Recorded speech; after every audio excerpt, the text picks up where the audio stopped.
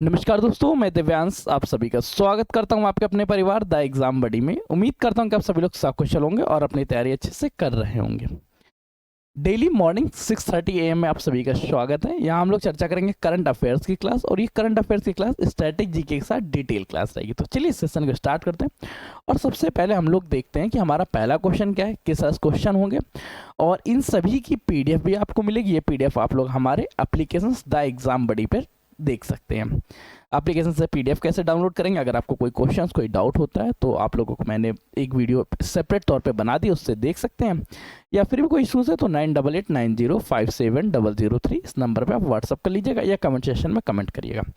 पहला क्वेश्चन आपके समक्ष आता है, which ministry release the state mining readiness index SMRI index किसके द्वारा जारी किया गया। अब बेटा ये SMRI इंडेक्स है क्या, पहले तो इस बात को हमें समझना पड़ेगा, उसके बाद जाके हम लोग इसके बारे में कंफर्मेशन कर पाएंगे कि क्या चीज़ है इस इंडेक्स।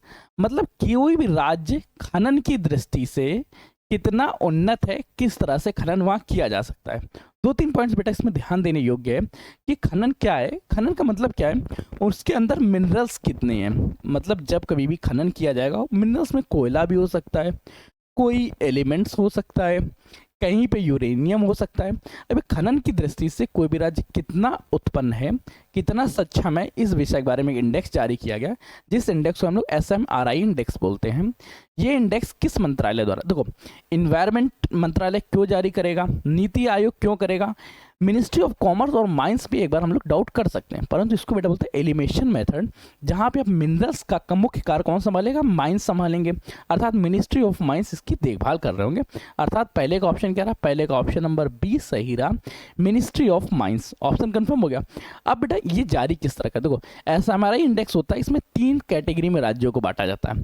पहली कैटेगरी रहती है कैटेगरी A, जहां पे हम लोग अति सघन के बारे में चर्चा करते हैं, जो खनिज संपन्न राज्य हैं। सेकेंड पॉइंट्स पे कैटेगरी आती है कैटेगरी B, जो हमेशा मध्यम खनन के बारे में, जहाँ पे खनन के माध्यम से मध्यम या मीडियम स्तर का चीज़ें प्राप्त की जा सकती है। थर्ड कैटेगरी C होती है, जिसमें कम संसाधन वाले राज्य। अगर अधिक संसाधन या सर्वाधिक संसाधनों की चर्चा करें, वहाँ पे मध्य प्रदेश ने टॉप किया है। मध्यम की चर्चा करें, वहाँ पे गोवा ने टॉप किया है, और जो कम की चर्चा करें, वहाँ पे पंजाब ने टॉप किया है। इस पॉइंट्स को बेटा याद रखना। SMRI इंडेक्स 2025 जारी किया गया। इसके ये 3 की फैक्टर्स हैं, तीनों की फैक्टर्स अगर याद रहेंगे तो हमारे क्वेश्चंस में पॉइंट्स कंफर्म। पहले का ऑप्शन क्या रहा, पहले का ऑप्शन नंबर B सही रहा, ये तो एकदम टिक हो गया। देखते बेटा SMRI राज्यों का मूल्यांकन कई मापदंडों किया जाता है। नीतिगत ढांचा क्या है, उनका गवर्नमेंट फ्रेमवर्क कैसा है, इंफ्रास्ट्रक्चर कैसा है, वहाँ पे बिजनेस एनवायरनमेंट कैसा है, इन्वेस्टमेंट एनवायरनमेंट कैसा है, सस्टेनेबिलिटी और इन्वायरमेंट मैनेजमेंट के बारे में। साथ ही साथ चर्चा की जाती है परफॉर्मेंस एंड आउटकम्स के बारे में। राज्यों को 3 कैटेगरी में बांटा गया, category A, category B, category C। A में किसने टॉप किया, कैटेगरी A जो अति संपन्न राज्य है उनमें मध्य प्रदेश ने टॉप किया है, जो कम संपन्न है उनमें गोवा ने टॉप किया है, और जो बिल्कुल कम है उनमें किसने किया, उनसे पंजाब ने। ये तीनों पॉइंट्स बेटा याद रखना, तीनों आपके एग्जाम में पूछे जाएंगे। हो सकता है क्वेश्चन आपसे एक पूछ ले, कैटेगरी B में SMRI इंडेक्स में कैटेगरी B में किस राज्य ने टॉप किया है। तो कैटेगरी B में कौन करता है, गोवा, जहां पे एकदम चिल करने जाते हैं। मौसम क्या रहता है, इन्वायरमेंट के फ्रेंडली है, अर्थात नॉर्मल तौर पर। फिर नेक्स्ट पॉइंट चेक करते हैं। अगला क्वेश्चन आपसे पूछ रहा है, in category of state mining readiness index 2025 which state rank first. देखो श्रेणी A में राज्य खनन तत्परता सूचकांक में किसने टॉप किया है। मैं आपको बिल्कुल नहीं बताना चाहता हूं कि ये मध्य प्रदेश द्वारा टॉप किया गया, इसके बारे में अभी डिटेल हम लोग ले चुके थे। गोवा का नाम नहीं है, ना ही पंजाब का नाम है, तो टेंशन ही नहीं। कैटेगरी B में किसने टॉप किया, कैटेगरी B में टॉप किया है गोवा ने, और कैटेगरी C में किसने टॉप किया, कैटेगरी C में पंजाब ने। तीनों डाटा बेटा याद रख लो, तीनों को डाटा को एकदम मेमोराइज रखना, भूलना नहीं। क्वेश्चन नंबर 3 और तीसरा, मारकंडा नदी किस नदी की सहायक नदी है। अच्छा मारकंडा नदी, देखो बेटा जब कभी इस तरह के नाम पूछ लिए जाए तो ध्यान रखना, ये जिसके भी सहायक है उनसे रिलेटेड क्वेश्चन तो आपसे पूछे ही जाएंगे, और इनको याद रखना। मरकंडा नदी कहाँ की है, मरकंडा नदी घाघरा नदी की सहायक है। किसकी बेटा, मरकंडा नदी घाघर नदी की सहायक नदी है। अब साथ ही साथ इसका उद्गम स्थान कहाँ से है, तो इसके उद्गम स्थान के बारे में ध्यान रखना, ये शिवालिक पर्वत श्रृंखला से उद्गम होती। कहाँ से बेटा, शिवालिक पर्वत श्रृंखला से इसका उद्गम स्थान है। ये हरियाणा और पंजाब से होते हुए बहती है। साथ ही साथ ये याद रखना, इसमें वर्षा ऋतु में जल का प्रभाव होता है, अर्थात ये सदा नीरा जल नहीं है। ये क्या सदा नीरा नहीं है, पॉइंट्स याद रखना। इसको हम लोग बरसाती नदी भी कहते हैं। मरकंडा नदी को किस नाम से जानते हैं? बरकंडा नदी का अन्य नाम बरसाती नदी भी है, अर्थात ये केवल बरसात के मौसम में उद्गम होती है, उसके बाद नहीं। पॉइंट्स याद रखो। मुख्य नदी किसकी है? घग्गर की। सहायक नदी क्या है? मरकंडा। शिवालिक पर्वत श्रृंखला हिमाचल प्रदेश इसका उद्गम स्थान है, पंजाब और हरियाणा से होकर बहती है, इसको हम लोग बरसाती नदी भी कहते हैं। ये सीजनल टाइम पे आती है, अर्थात इसको सदा नीरा नदी नहीं है। अच्छा, सदा नीरा और सदा नीरा नदी किन्हें कहते हैं? सदा नीरा नदी वे नदियां जिनमें सदैव नीर अर्थात जल विद्यमान रहता है, उन्हें हम लोग सदा नीरा कहते हैं। पॉइंट्स याद रखना, भूलना नहीं। नेक्स्ट पॉइंट, काला हिरण पुनर्प्रवेश योजना किस राज्य में सफलतापूर्वक लागू की गई? The black buck reintroduction program has been successfully implanted by which states? अच्छा, काला हिरन क्या है इसके बारे में याद रखना। अब बेटा काला हिरन क्या है, लगभग 50 साल पहले लुप्त हो गए। कितने बेटा? 50 साल पहले ये लुप्त हो गए। लुप्त होने के बाद अब इनको फिर से बसाया जा रहा है, इनका फिर से रैन बसेरा बनाया जा रहा है। तो कहाँ पे बनाया जा रहा है, आपको वो पॉइंट्स याद रखना है। याद रखना, अभ्यारण्य का नाम मैं आपको बता दे रहा हूँ, बरनवा पारा अभ्यारण्य है, जहाँ पे इनको दोबारा से रैन बसेरा बनाया जा रहा है। यहाँ पे इनको दोबारा से बसाया जा रहा है। ये है कहाँ? ये स्थित कहाँ पे? ये पॉइंट्स याद रखना, छत्तीसगढ़ में स्थित है। छत्तीसगढ़ के बारे में जब कभी किसी भी राज्य का नाम याद आ जाए तो बेटा आपको आंख बंद करना और याद रखना है, छत्तीसगढ़ में लोकसभा सीट 11, राज्यसभा सीट 5, विधानसभा की 90 सीटें हैं। ये डाटा आपके पास याद होना चाहिए। इलेक्शन आने वाला है, चुनावी रथ में आपको सवार होना है, तो चुनाव से संबंधित डाटा तैयार होना चाहिए। लोकसभा की 11 सीटें, राज्यसभा की 5 सीटें, विधानसभा की 90 सीटें। छत्तीसगढ़ में पुनः काला हिरन पुनर्प्रवेश योजना प्रारंभ की जा रही है, अर्थात ब्लैक बक का रीइंट्रोडक्शन किया जा रहा है। Points confirm. चौथे का ऑप्शन क्या रहा? चौथे का ऑप्शन नंबर बी रहा। साइड डाटा को याद रखना, साथ याद रखना, काला हिरण के कुछ विशेष क्षेत्र, विशेष रूप से बन्नर पारवा अभ्यारण्य वाइल्ड लाइफ सेंचुरी में 50 साल पहले लुप्त हो गया था, वहां पे इसको दोबारा से स्थापित किया जा रहा है। इसका उद्देश्य क्या है? फिर से उसी क्षेत्र में बसाना। ये स्वाभाविक रूप से लोकसभा सीटें कितनी, राज्यसभा कितनी सीटें कितनी, विधानसभा, ये पॉइंट्स याद रखना। Exercise 2025 was held between India and which country? In rock अभ्यास 2025 भारत और किन देशों के मध्य हुआ? अब बेटा देखो, इसको थोड़ा सा ओपन करते हैं। इनका मतलब तो आपने पढ़ ही लिया होगा, समझ लिया होगा, इंडियन नेवी।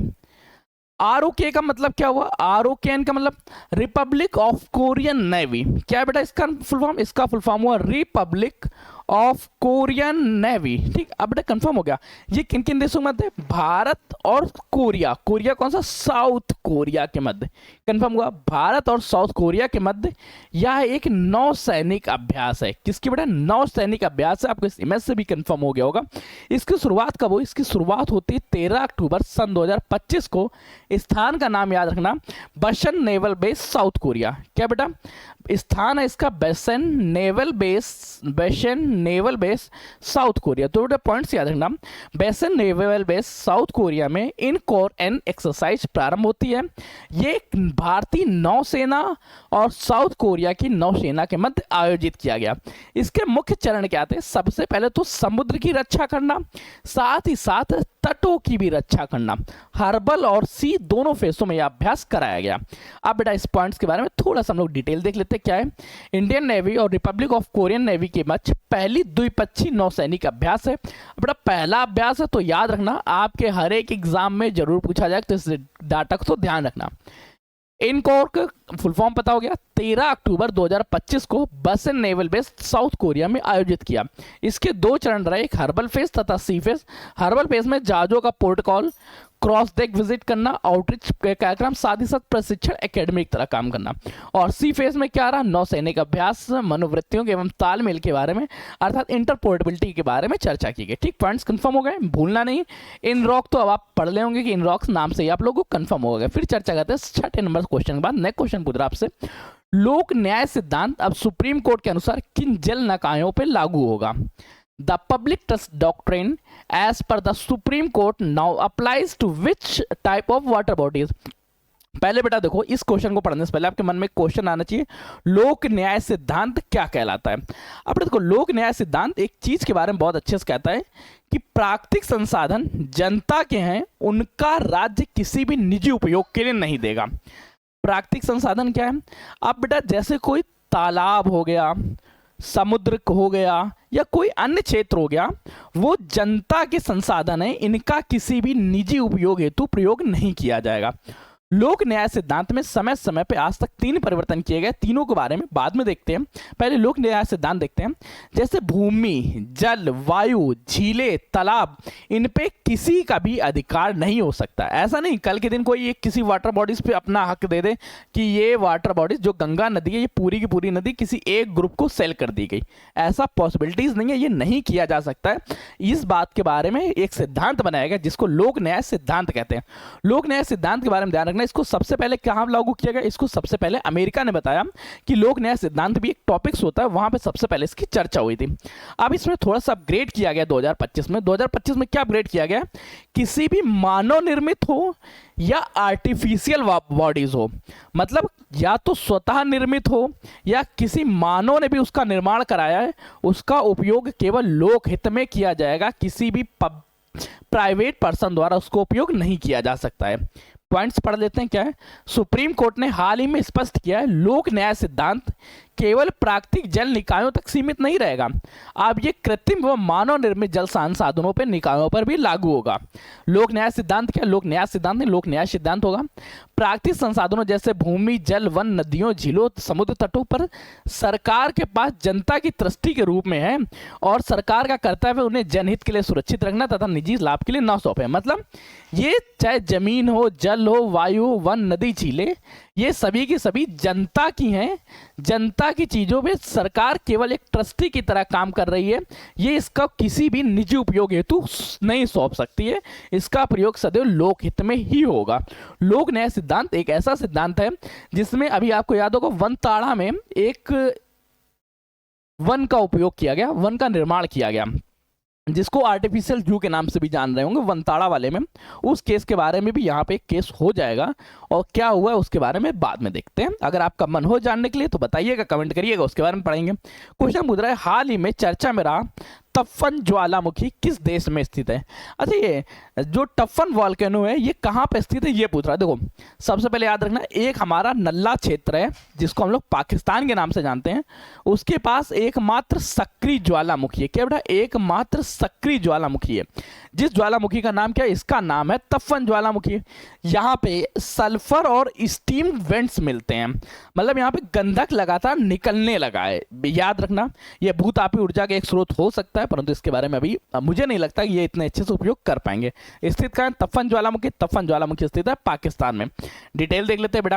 बालूचिस्तान प्रांत पाकिस्तान में स्थित है, ईरान की सीमा के निकट है, दक्षिण पश्चिम पाकिस्तान में स्थित है। ऊंचाई कितनी है? 3940 किलोमीटर, लगभग 12,930 फीट की। ये सक्रिय ज्वालामुखी है। लगभग ये 20वीं सदी में प्रारंभ हुआ, ये भी कुछ वर्षों पहले इसको प्रारंभ हुआ। पाकिस्तान का एकमात्र सक्रिय ज्वालामुखी, इससे पहले ये निष्क्रिय अवस्था में रहता था। हाल ही में भारत की हेनले पासपोर्ट सूचकांक 2025 में क्या रैंकिंग है याद रखना बेटा। सबसे पहले याद रखिए, पासपोर्ट रैंकिंग किस बात पर निर्भर करती है? पासपोर्ट रैंकिंग निर्भर करती है, आप किसी देश के नागरिक है, आपके पास उस देश का वोटर आईडी कार्ड है, अब आप उस देश के पासपोर्ट पे कहाँ कहाँ फ्री में सफ़र कर सकते हैं, जहाँ पे आपको अप्लाई करने के लिए नहीं ज़रूरत पड़ेगी, डायरेक्ट आप वहाँ पे लैंड करिए, वीज़ा फ्री आप अराइवल कर सकते हैं। तो वीज़ा फ्री अराइवल के बारे में चर्चा करें तो भारत में अगर आपके पास भारत का पासपोर्ट है तो लगभग 57 देश है जहाँ पे आप वीज़ा फ्री अराइवल कर सकते हैं। अब ये 57 देश कौन कौन से, उनके नाम तो याद कर पाना थोड़ा सा मुश्किल रहेगा, परंतु भारत की रैंकिंग क्या है? 85वीं रैंक है, 85th रैंक है भारत की। जो 57 देशों में आप इसके पासपोर्ट के साथ विजिट कर सकते हैं। हिलने पासपोर्ट इंडेक्स किसके द्वारा जारी किया जाता है? Global citizens and residence evidence firm द्वारा इसको जारी किया जाता है। इसका मुख्यालय कहाँ स्थित? इसका मुख्यालय लंदन में स्थित। ये पॉइंट्स याद रखना।